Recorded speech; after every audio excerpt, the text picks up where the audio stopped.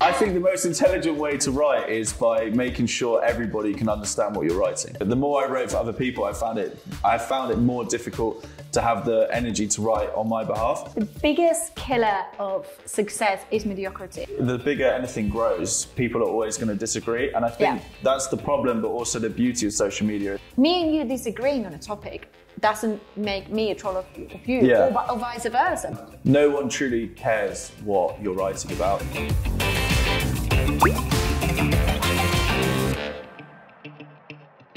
Hi everyone, I am Nat and this is TheYolk, and today we are here with Ian McKenzie to talk about what the F is branding. More personal branding, I would say, but branding in general. So first and foremost, I would like for you to have like a tiny intro about yourself. Yeah. So give me your name and pronouns, age, where you're from and what you live, and one interesting fact about you. Okay. I'm going to be really upsetting. My name is Ian McKenzie, not Ian McKenzie. But I'm only saying that because you told me to correct you if I get your name wrong. So, absolutely. Yeah, Ian McKenzie. And I'm from Surrey originally, so one of those Surrey boys. But I live in Stoke Newington, which is quite a cliche Surrey boy thing to do. Is it? Well, I don't know. I think I can never say I'm from Stokey because I think that feels like very pretentious. So I'm from Stoke Newington. I live in Stoke Newington. One interesting thing about me, I was in a documentary with Gareth Southgate and the Duke of Cambridge. No, he wasn't in that documentary, but I met the Duke of Cambridge. Is that Prince William? I was going to say that. I'm not really British. You know William, is that the Duke of Cambridge? Okay. I mean, I think it is. Could be. But Prince William. With the royals. The one that is married to Kate Middleton.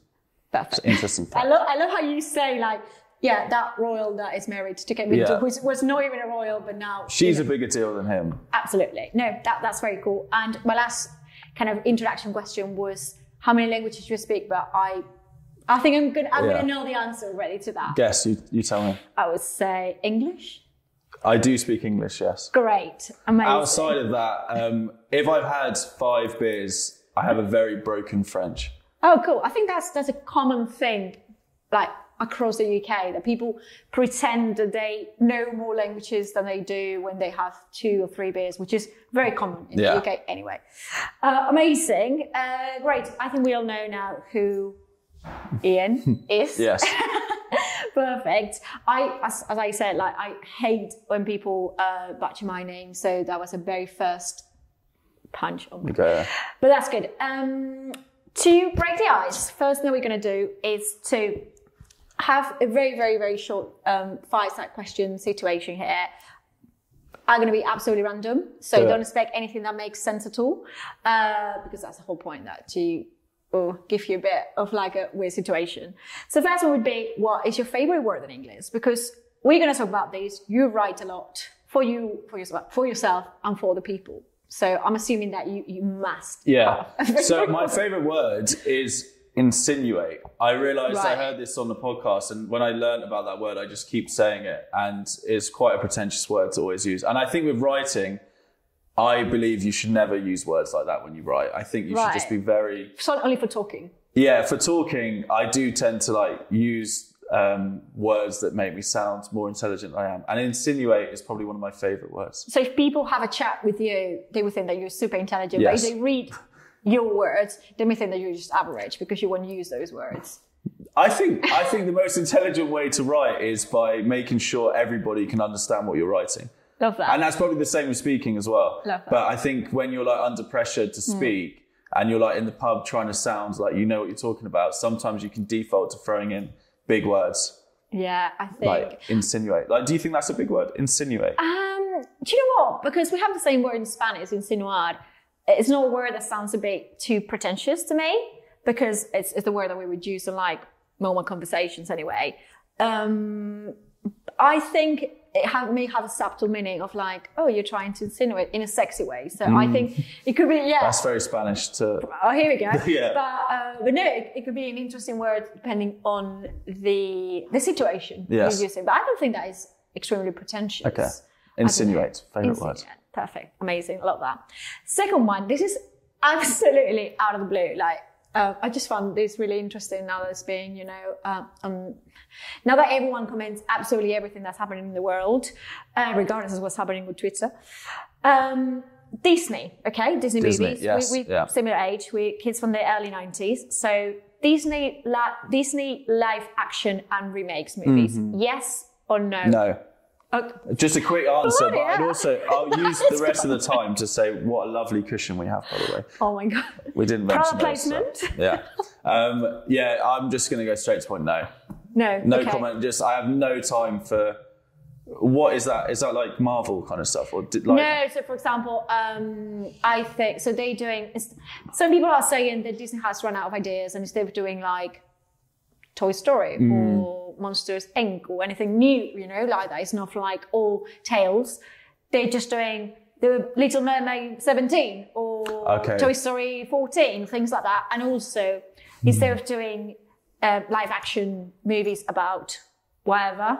I was going to say some, but I only know the titles in Spanish. So I'm trying to think in my head which ones would be the titles in English, and I'm like, Let's just stick them in the bin. No, like the Lindsay Lohan one, like the ones that are two twins. Oh, what's the name of that? That's a brilliant movie. No, I know. Parent Trap. No, Parent Trap. Parent Trap. Parent Trap in English. Yeah. In Spanish, it's You to London, Me to California. That's a terrible. What? Right, yeah, that's the title. I didn't choose that title. That's so literal, isn't it? Literally. Yeah. Anyway, so people are saying that they're not producing new movies like those. Yeah. And they're just doing, so we're going to do Aladdin in live action. We're going to do Beauty and the Beast and blah, blah, blah. Next one will be God knows what. Okay. So that's what people are complaining about, but I don't really have I am too. I think it's a disgrace. Brilliant. I think there should be more original thinking from Disney and Pixar. Cool. Hire them. Great. And the last one, because obviously we're going to talk about branding today for the good and for the bad. Again, that's what we're here for this. For the Yolk. Which is funny because I cannot really pronounce Yolk properly myself, which is really funny. What is your favorite clothing brand? Or, to be fair, what's your favorite brand? Gaucho World. Is that Argentinian? No, it's a London-based cultural magazine. They're my favourite brand at the moment. I think everything they do is really. It's actually my friend's brand, so I'm just plugging it. But no, it's I really like them. I like the thing. So big shout out to that. My favourite brand at the moment. My favourite clothing. I think my favourite clothing brand has always been Nike. Right. My favourite, up and coming brand is No Two Ways. They're like a sneaker brand. Mm-hmm. They're disrupting a market which is like proliferated by Nike, Adidas, all that kind of stuff. And I just think their shoes are really, really good quality, affordable price. And I like how they're able to like shut down any pop-up that they do. I think it's quite cool. And it's the founder is a creator, a YouTuber as well. Amazing. And I think a YouTuber defaults by making like t-shirt merchandise. It's like easy money. And he's deliberately spent the time to create and actually like a really good product. So my favorite brand at the moment is No Two Ways. Perfect. Check them out. I love that you said that creators tend to go to like, basic. What will people buy? T-shirt, I don't know. Yeah. Phone case. Sweatbands or something. Yeah. Can't wear that. Yeah, here we go. But something, I was chairing a panel the other day with a few other marketeers in the creator economy. This sounds super funky. And one of the questions I asked is like, what creators could do to develop their career in the offline world. And we were chatting about brands and, them pivoting to acting and blah, blah, blah. And for me, I said that one of the things that I value the most when creators decide to launch a brand is that the brand is recognized, completely unrelated to the creator. So I always use the same example. Tala and Grace Beverly, boys may know that. Yeah. Oh, here we go. But for girls, like millennial Gen Z girls, is a quite recognized brand in the UK. And I would say that it's also being quite recognized now abroad, like in America and stuff. Many people would know Grace, obviously, from her famous journey and entrepreneurship and all that kind of stuff. But many other people may just arrive to Tala now that they're doing a collab with FIFA. God, World Cup starting. Whenever people see these, it's Fila. Whenever people see these, we will be past the World Cup probably. But anyway, with Fila, and many people may just get to the brands and may not even know who Grace is, which I find that's really, really cool because it shows the actual brand Yeah. Makes sense? I totally agree. Yeah, 100%. In my pitching process, if I was to speak to, like a creator who has a huge audience, and I can see they have an opportunity in a market, I do cheekily say, I can help you make a brand that stands on its own 2 feet. I think that's really important. But then there are people like the Sidemen who have just completely owned who they are. Like they're the Sidemen. Sidemen. Because they are a brand they're themselves. But you can never compare to something that's like the absolute 0.1%. Yeah. But yeah, I think it's incredible. It's so easy and a quick win to just be like, buy a t-shirt with my name on it. And I think you have to, with fashion, I think you have to keep reinvesting and redesigning constantly. Yeah. And I think it's really admirable and brave when creators do that, for sure. No, absolutely. I don't think anyone kind of thing can be like the Simon. No. Actually, this panel I was talking about was with Jordan, who is the day manager. Yeah. So it's quite interesting that you mentioned that.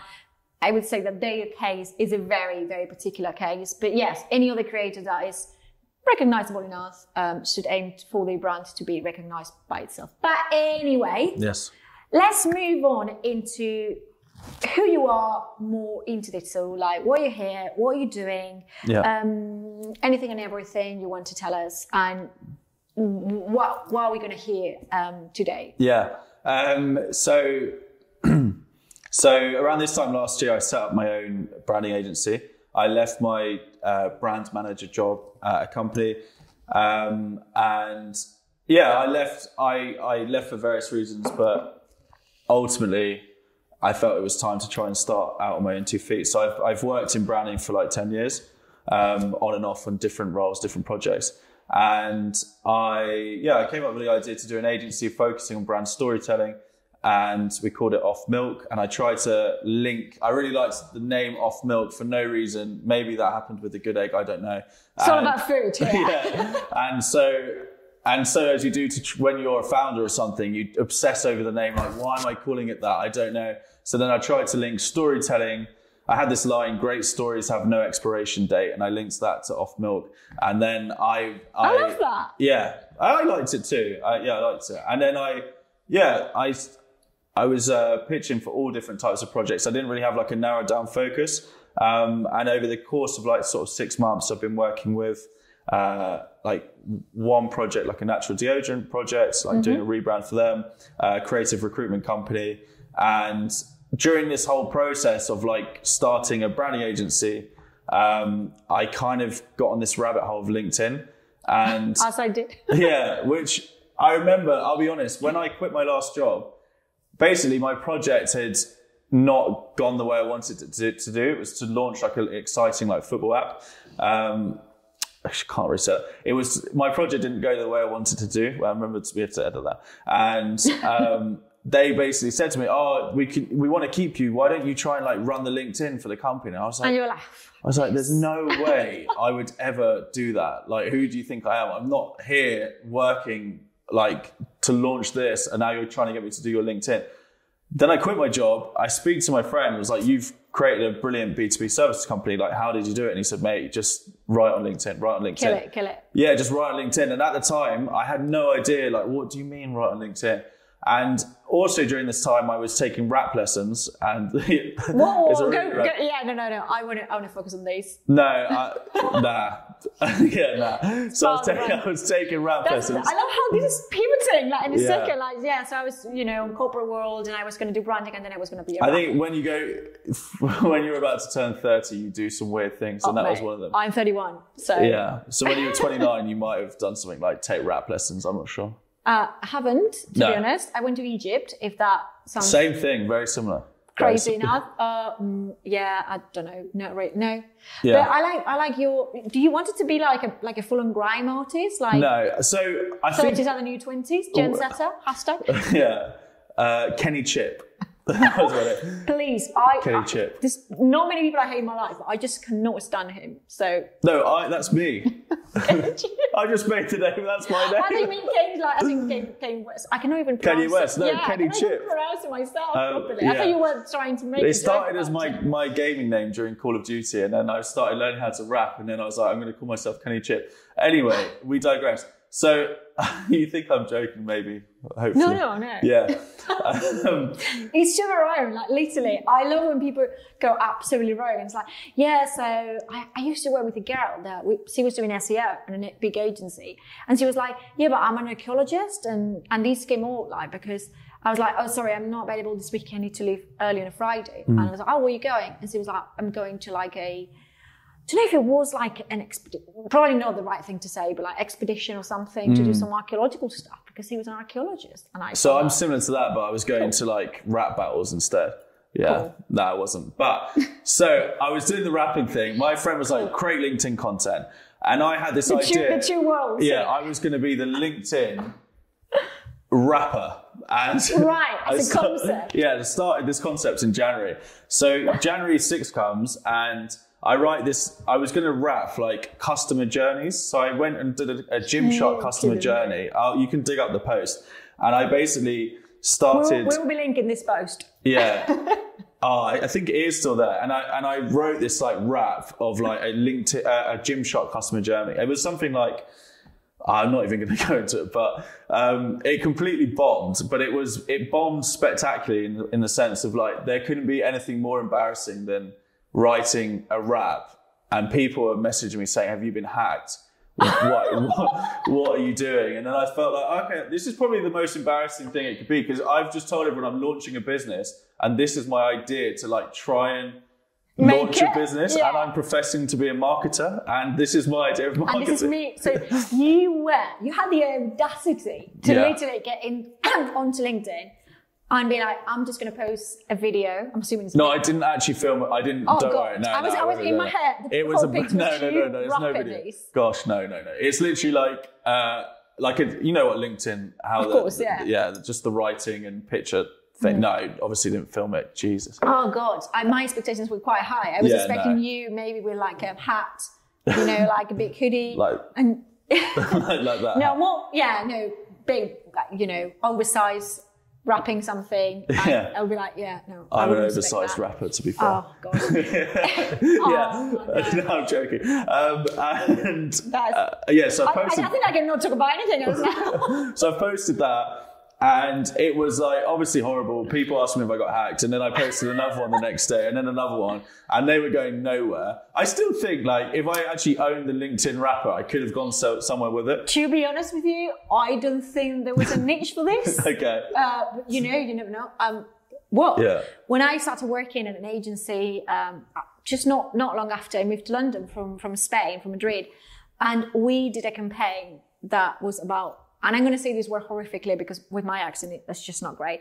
Lawn mowers? Lawn mower. Here we go. The thing that you use to... There's some words I would never get right. So that.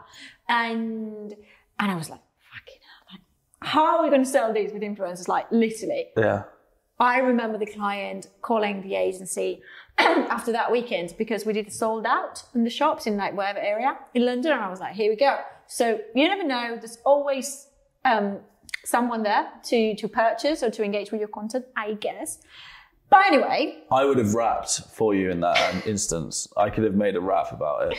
Are you good at like... I could have rapped whilst doing mowing the lawn. Are you good at like doing rhymes and like poems and things like that? Oh, brilliant. Actually awful. So but at the time I thought I was like progressing.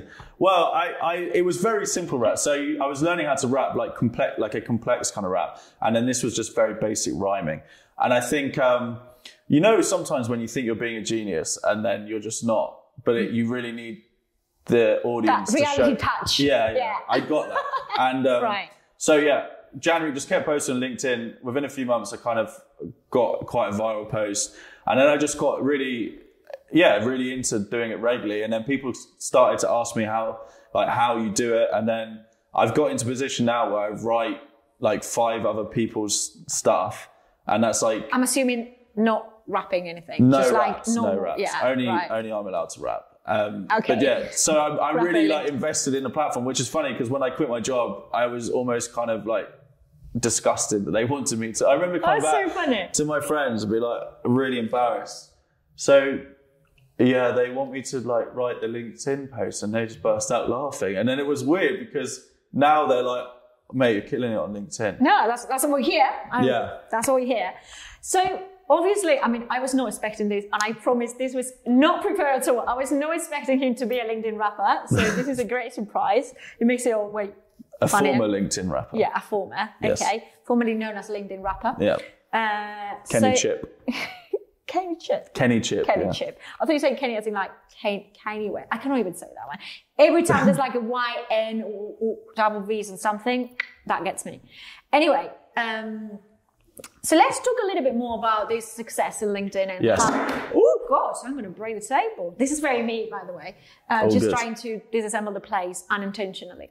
So I'm thinking, obviously we both have quite a, I would say, decent following on LinkedIn. We're not obviously Stephen Bartlett or anywhere near that, but we have people that engage with our content, and I am very lucky to say that maybe in all my posts I've gotten like 3 bit hateful comments.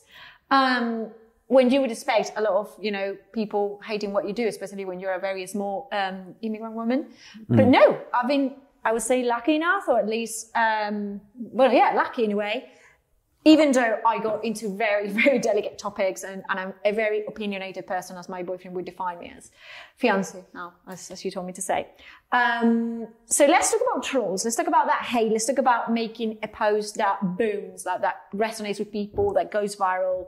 How do you deal with that? Do you hate people? Do you go to their homes and send them like an threatening rap down the door? I just get in the booth and just record. I would love the answer though. I think, so I'll be honest, I don't really feel like the things I talk about, I don't open myself up to be trolled, because I'm talking, my posts predominantly about brands and customer journeys and understanding and telling the story of a formation of a brand, or telling people how to do branding.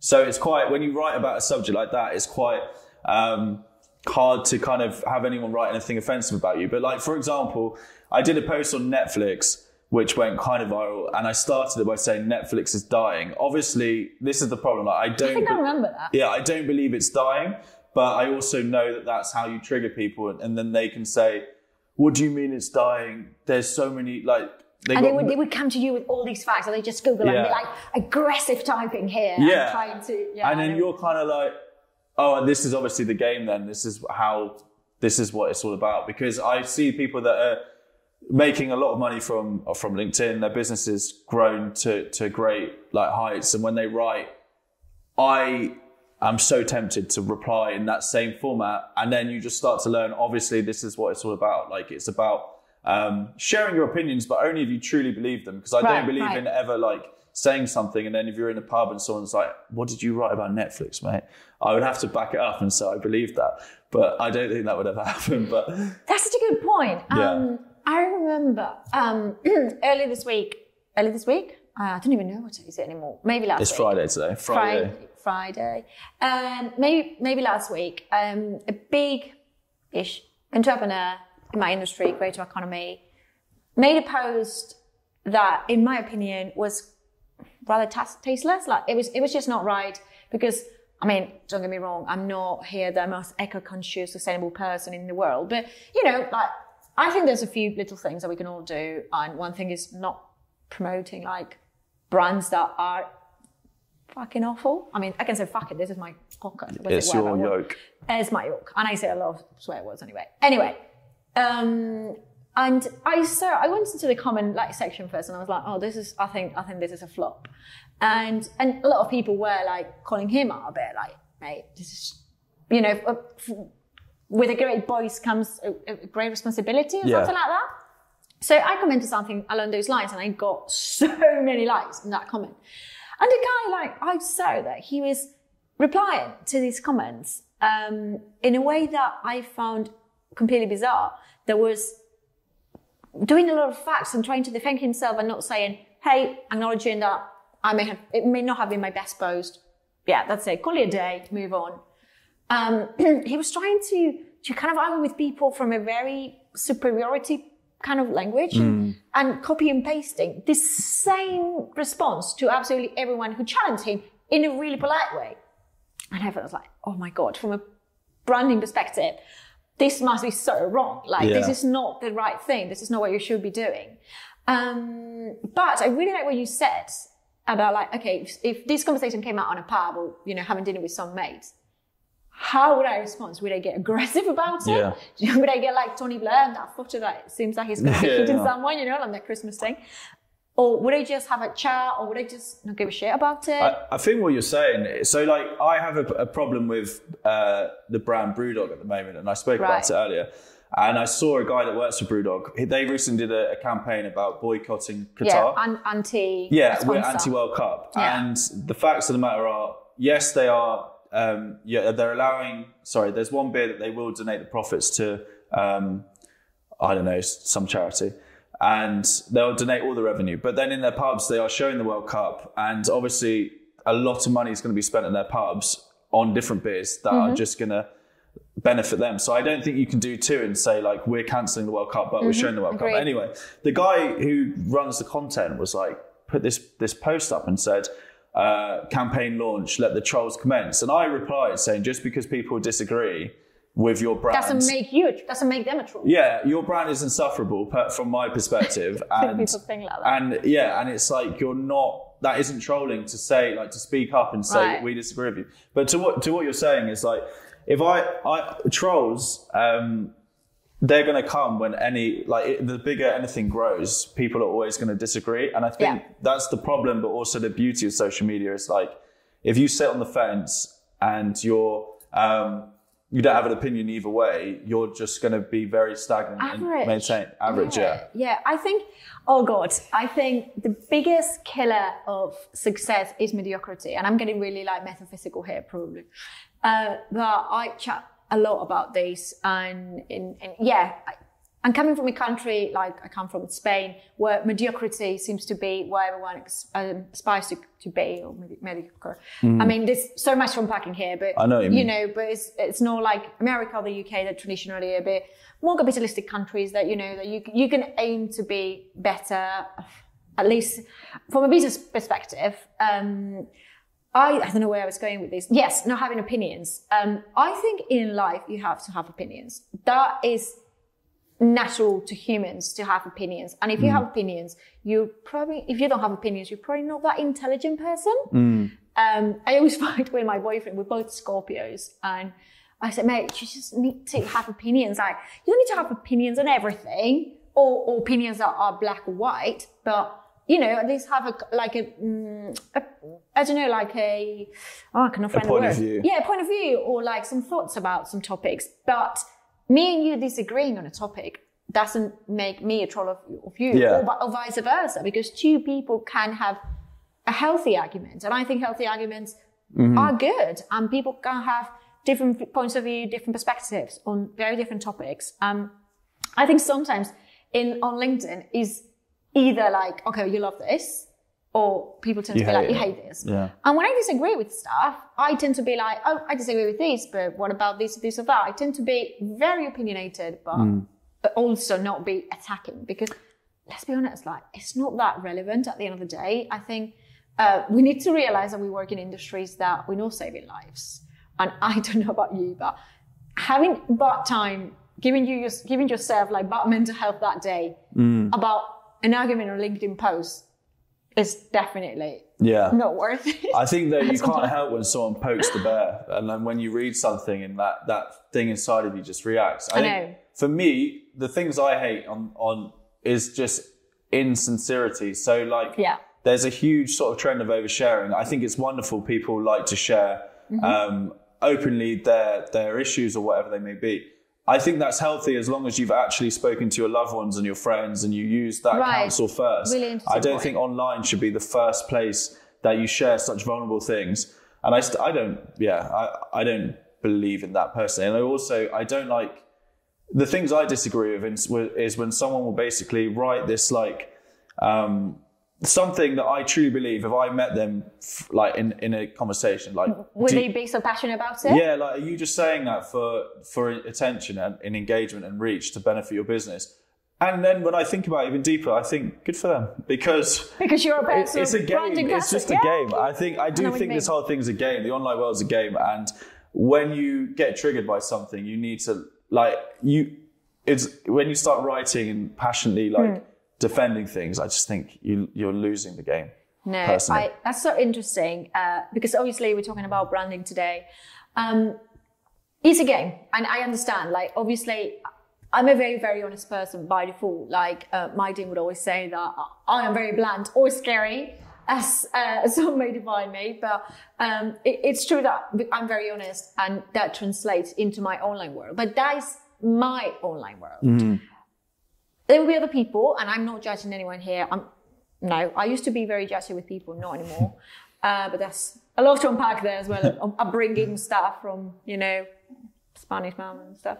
Anyway, I think that there's nothing wrong with people creating an online persona as long as it matches who they are in reality. Yeah. What you cannot be is someone who, doesn't give a fuck about LGBTIQ+ rights, and then online post like every time there is like Pride Month or Pride Week or Trans Awareness Week, as it's recently been, because that to me is taking advantage and taking up space that is not yours. But that's one thing.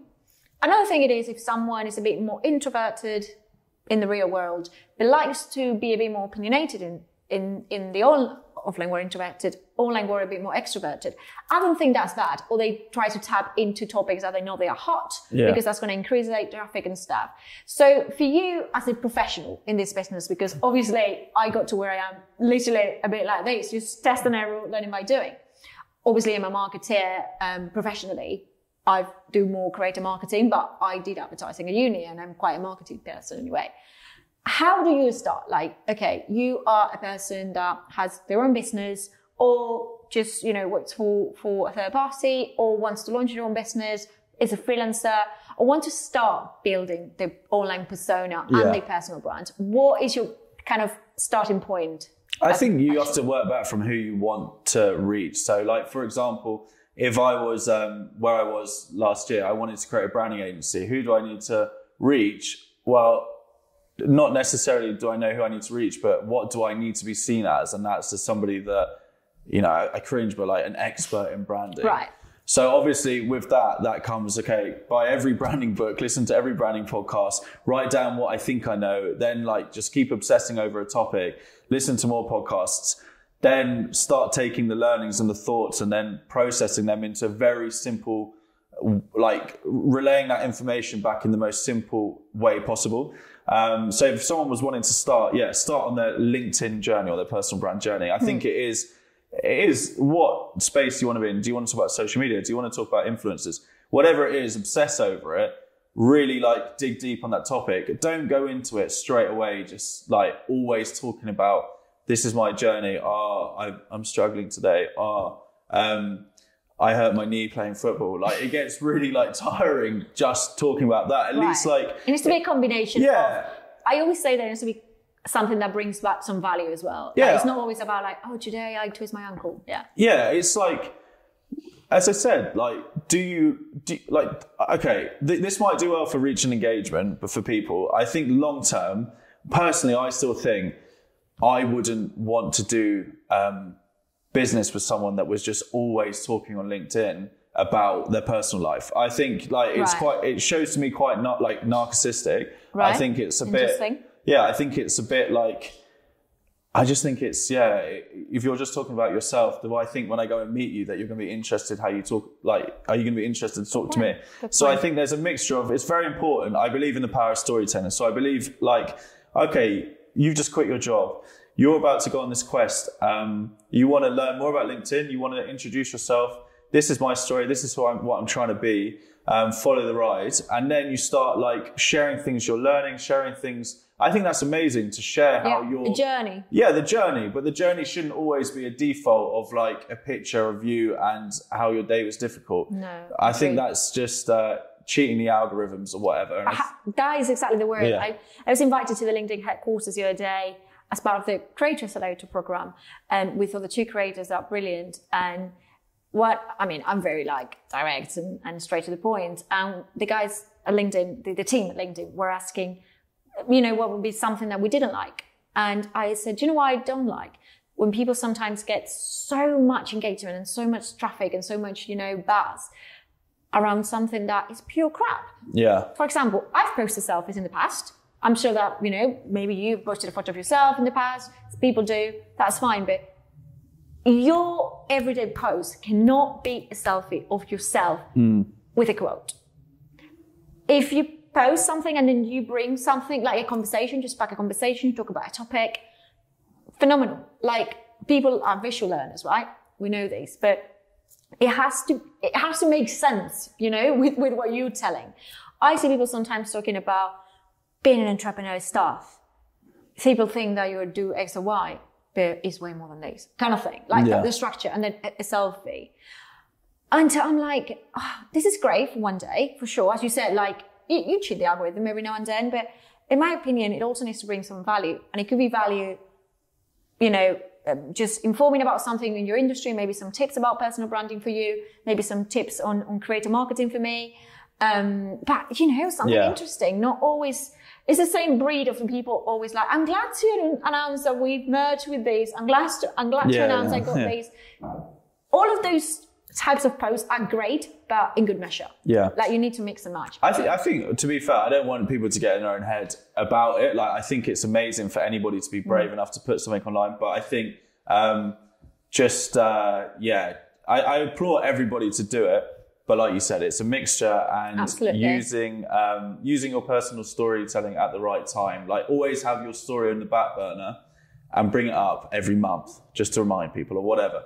But it shouldn't, if all you're writing about is that, for me, it just shows that you're living in your own head too much, and you're not curious about the world. Because if you were curious about the world, you wouldn't talk about yourself the whole time. That's so interesting. I think it's a good point that, like, personal branding doesn't mean talking about yourself all the time. No. And I guess that... It means making people want to work with you. That's all it kind of means. Love that. That is literally a headline for me. It's personal branding is making people wanting to work with you. I think that is literally we can close now. We can go home, right? No, but it's true. It's not. I guess the personal branding is not only getting those likes and stuff. We were chatting at LinkedIn the other day that some people make a viral and get a lot of engagement and traction, but then does that translate into a conversion? Conversion being consultancy, if they're consultants. New clients, new meetings, anything that actually gives you more work, because at the end of the day, is what we're here for, right? And some of the people were saying that they may not get as much traction or engagement, but what they get is really valuable. And it's the same with influencer marketing.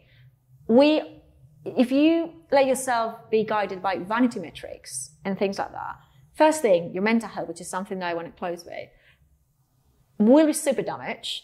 And B, is that translating into the goal that you have? Like, because I'm assuming that personal branding has to have a goal first and foremost. Like, you don't create a personal brand just because you want to have a personal brand. You create a personal brand, or you work on your personal brand because you want to get more clients, be more well-known in this industry, be a LinkedIn top voice, be a speaker at TEDx. I don't even know. What do you think about that? And the mental health that comes with those vanity metrics? I think to defend people, again, that do get caught up into that, I think the platforms are programmed to obviously make that happen. So I can see why there is a buzz when you go viral. Like, no one can pretend it's not. It's like, of course, we all love that, Billy. Yeah, it's quite, and it is addicting. So I think, I don't blame people that do it. I would just advise people not to. But I think there is this thing about oversharing right now on the internet. Is oversharing good, or is it just, do the algorithms reward it, and does it serve to more people because they want us to overshare, or do people actually like seeing this content? I don't think anybody likes seeing this type of content, but I think when you see someone share such a horrific, deep thing, you're like, better give that a like, because that sounds sad. Right. I like seeing some things. But I agree that sometimes we're a bit OTT, like with everything, the over the top. But yeah, to about the mental health question. I mean, what was the question? What's the mental health question associated to? Yeah, we're going to loop. I was asking you how this whole situation of like creating a recognizable personal brand and, getting likes and going viral and blah, blah, blah. And obviously sometimes, in many times, being a founder or solopreneur or freelancer, however you want to define yourself, not yourself, like in general.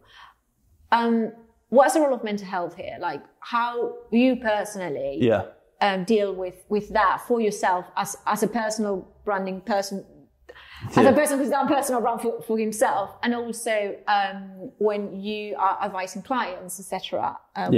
So I completely I completely disassociate from like caring about, say, likes or if somebody's wrote a nasty comment. I like to think I've lived enough of my life to not be too bothered by that. Although I haven't had anything like serious. Touch wood, I might get something from something I've said today, but I'm going to go straight there. Yeah, I've not heard of like a serious bad comment. I suppose I would be upset if I had that. But yeah, sorry.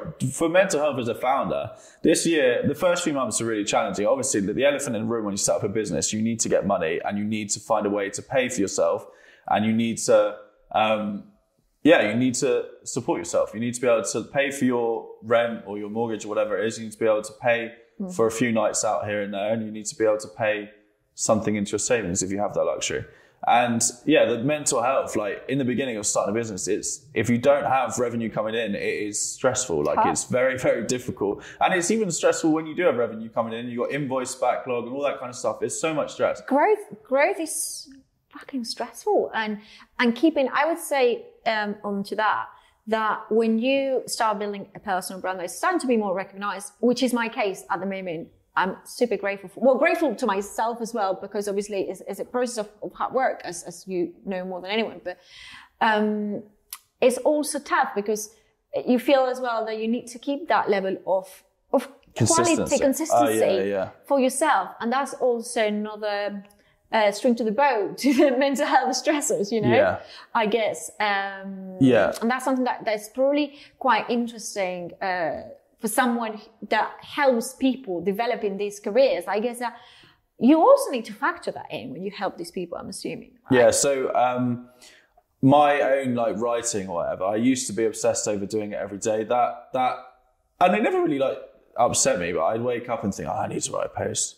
Like the post monster. And then I started and then I kind of nipped that in the bud and realized I can't be operating like that obsessively. But the more I wrote for other people, I found it more difficult to have the energy to write on my behalf. Right. But by the time this comes out, I'll be writing loads again. Do you think it's because you drained your own juices? I think when you go into, writing's an interesting one. I think so. I write so much for other people. I'm like, I'm not that bothered.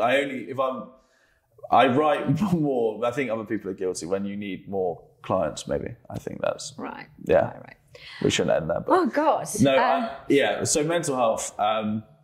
What was your question on mental health? I love that. I mean, just like going around in circles. No. I think the most stressful thing about the entrepreneurship, we always see this post like, entrepreneurship is the most difficult thing in the world, blah, blah. I don't agree with that either. I think I think everybody should like try it. I love those opinions that are very like, I don't agree with it. I love people that are brave enough to say, I don't agree with it, and I justify it.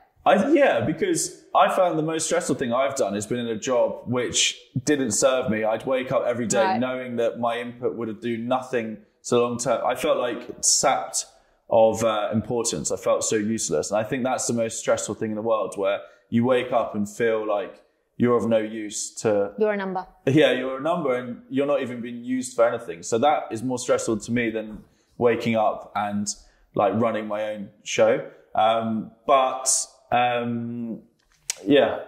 think the entrepreneurship thing, everybody should give it a go.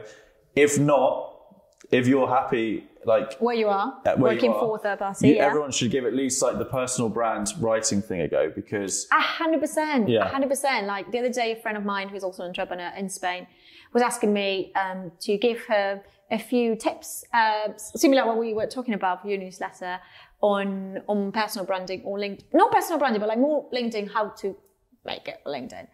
And one of the questions was like, for the people that don't have their own business, is this still a thing? And I was like, oh, yeah. Like, first things first, you do this for you, first and foremost. And second thing, are you going to be in that same company forever? You don't really know. And if you were to be in that company forever, you're bringing value with what you're doing with personal branding. You know, there's this guy, Justin, who works in Allen & Overy, if I'm not wrong. I hope we can get him as well as a guest of this podcast. But he is really interesting, his point of view, because he works at a big law firm that we all know. But he's also a very vocal person about LGBT and diversity and inclusivity on LinkedIn. And it's not one or the other. I think it's always beneficial if you do it right. And if you try it and it doesn't resonate with you, you're not obliged to do it either. Like you can just give up if that is not serving you in the same way that your corporate role was not serving you. And there's no one size fits all, no. I think, in life in general. Like, you and me are entrepreneurs. I never thought I would be an entrepreneur in my life. Life always been like in a cage, like a little caterpillar waiting to bloom. But now, yeah. Like a chicken. Sorry. And now I'm an entrepreneur. Would I be an entrepreneur forever? We never know that. But yeah, other people may be super happy being part of a company, not even wanted to be promoted. So, you know, I guess we can wrap up this up on the personal branding saying that it's something that you can do, that you can plan. And if it makes you happy and it serves you, it doesn't need to, I don't know, be for everyone. I don't know if you agree with that. Or no, maybe you say no. No, yeah. I mean, ultimately, everyone should do it. Yeah. I just think, look, tomorrow is never guaranteed. If you want to do it and you're holding back because you're scared of what people think, 100%. I would say do it, because in 6 months' time, you're going to be, I wish I had started doing that 6 months ago. And I just think no one truly cares what you're writing about. There's people... I always say this. Yeah, people have posted something and I thought that was awful. I'm really triggered, but I've forgotten all of it. Like, I don't remember it. Move on. Yeah, you move on. And I think, my biggest upset is when people are doing something they clearly don't like doing. They know what they can do to get themselves out of it. And I think often the case that is, in the case of people I come across, like they don't like their job they don't like their job.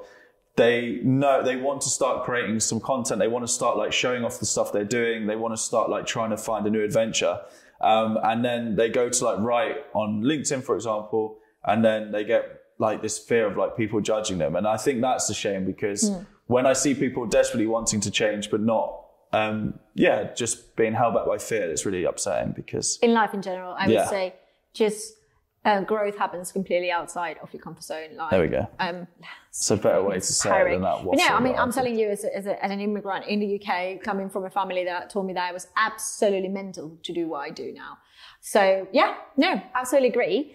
It was so great. Yes. Amazing. We can do a bit more. I know, like the moving of the cushion. Anything else that you would like to say? I'm going to ask you a final question to wrap up, but is there anything else that you would like to share? No. Yes, but it'll be too long. Oh God. Okay, read The Midnight Library. There we go. Read The Midnight Library. Yeah, read that book. Okay. There we go. Well, I haven't read it. On that. Perfect. Amazing. I'm going to read it. I'm going to give you a review. That's amazing. No context, just read it. I love that. Like, I think we just do a post. Like, sum up all the podcast. Write The Midnight Library. Read The Midnight Library. That's it. There we go. Cool.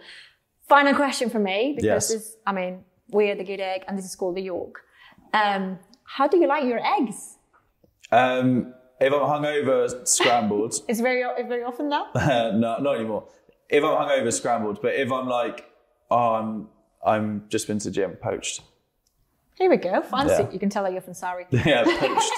Poached avocado on toast. Darling. Oh, here we go. Feta cheese, crispy chili. Yes, with an oat latte. And oat latte. A touch of tiramisu. No, you wouldn't have tiramisu in the morning. It's too far. Yeah. But so scrambled, hungover, poached, when not. With the toast underneath and the avocado Sourdough underneath. toast. Sourdough toast, yeah. Okay, well, that is fancy. Thank you so much. Thank you. Let's chat more about after when I read Midnight Library. Don't speak to me until you read that. Otherwise, I'll just decline. Block me. Yeah. Okay, perfect. Thank you so much. See you in the next episode. Thank you.